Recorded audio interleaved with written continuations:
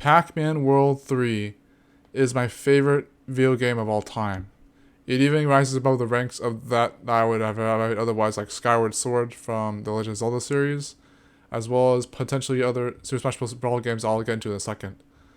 And to the extent of being my favorite game of all time, I can even imagine explaining to you guys how deeply underrated it is and how I actually managed to love a game that could be as bad as many other reviewers claim it is, but nonetheless, it is a game that I still have deep admiration and respect for. So far, I have a few examples I can give about why I love this game so much and why I think it's good versus the bad that it could potentially have. The first example is the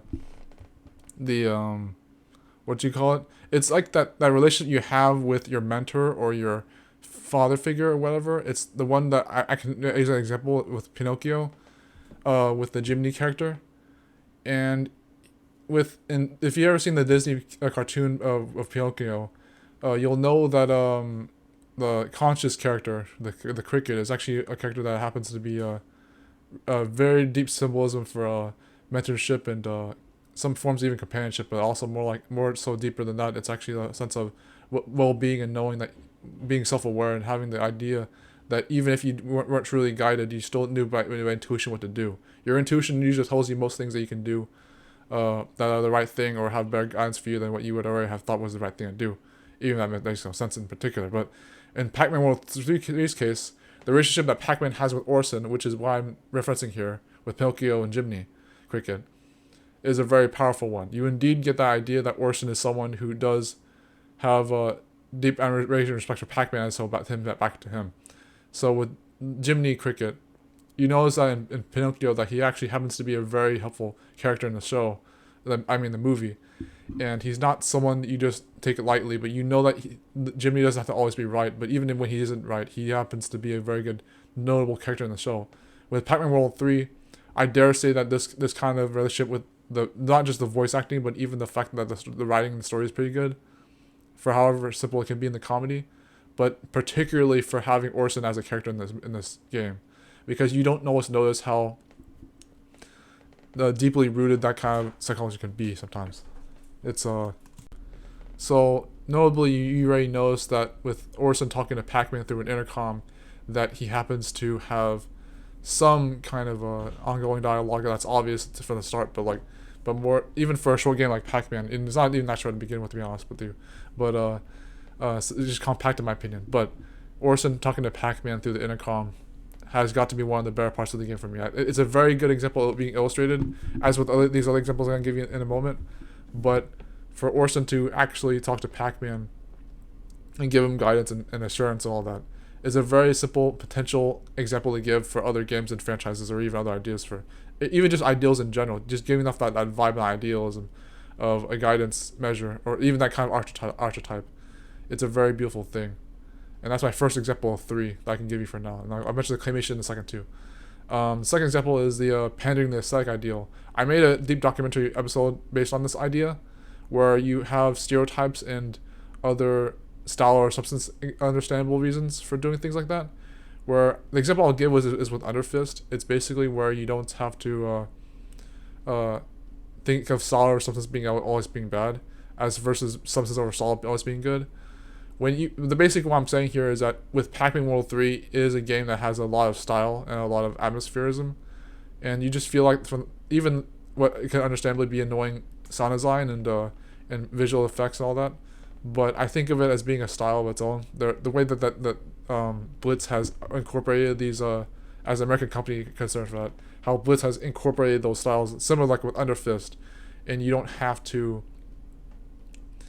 be on the compromise that Underfist was a bad Grim and Evil series finale, because I don't think it was. That's an irrelevant point, but I see particularly with Underfist that their series finale was good because of things like aesthetic and stylishness.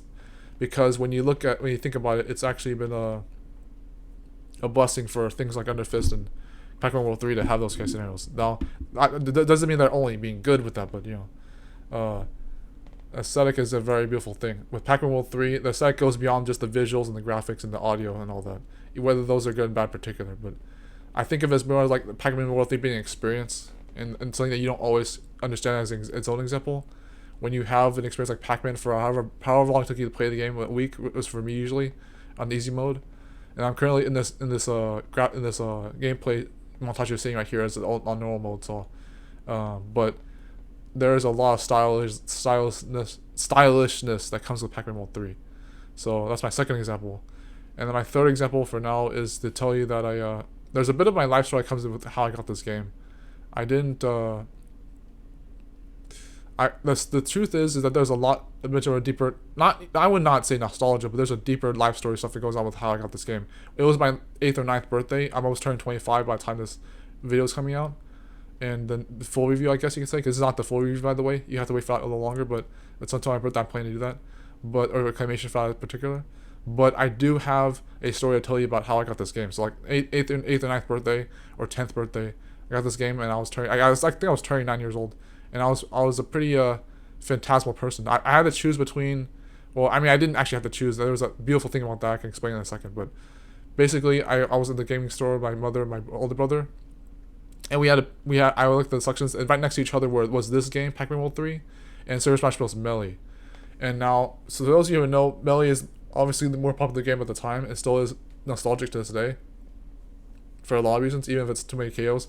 But Melee, however, was right next to Pac-Man World 3, and I had to technically choose between the two, so I wouldn't piss off my brother, but he got mad anyways, and I chose both of them. I feel like being spoiled for choice was its own life lesson. It wasn't supposed to be a hard lesson. It was supposed to be a beautiful thing, endearing. Because I feel like there are some reasons sometimes doing the right thing includes being spoiled for choice.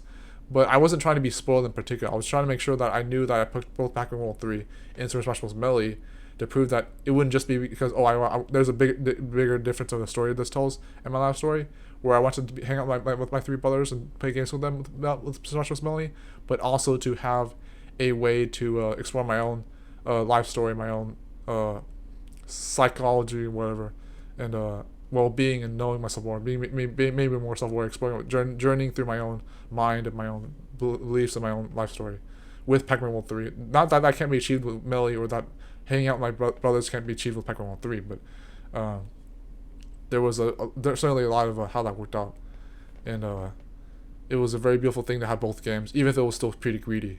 But I knew what I was doing with that. I really did. Even at age like 9 years old, I knew what I was doing. I do everything for a reason. So particularly with Pac-Man World 3, when it's even seen as a bad game, you can already understand how I come from that.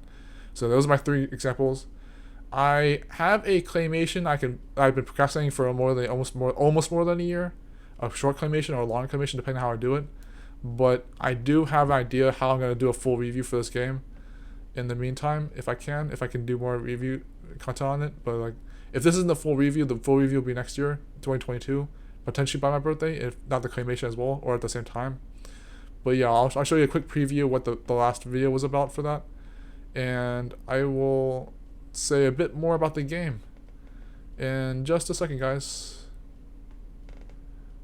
I know this looks bad, Munchie, but just remember, when the going gets tough, the tough get tougher.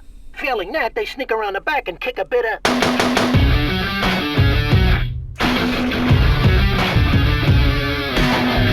So yeah, anyways, it's just that was the preview, and it was more. Oh shit! Hold on.